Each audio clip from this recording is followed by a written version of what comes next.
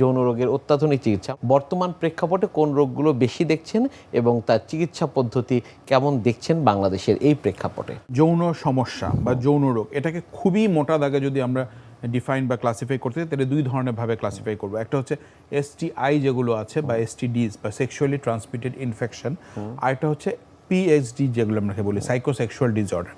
তো recent last 10 থেকে 15 বছরে যেগুলো এসটিআই আছে, সেক্সুয়ালি ট্রান্সমিটেড ইনফেকশন, সেগুলো অনেকাংশে কমে আসছে। কমে আসার প্রধান কারণ হচ্ছে মানুষ সচেতন হয়েছে।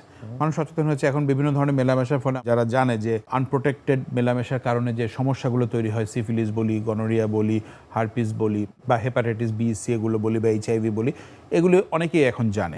তো জানার কারণে তারা প্রোটেকশন ব্যবহার করছে বা এগুলি থেকে সতর্ক থাকছে বা এই ধরনের কাজে লিপ্তই হচ্ছে না। এটা গেল এক নাম্বার।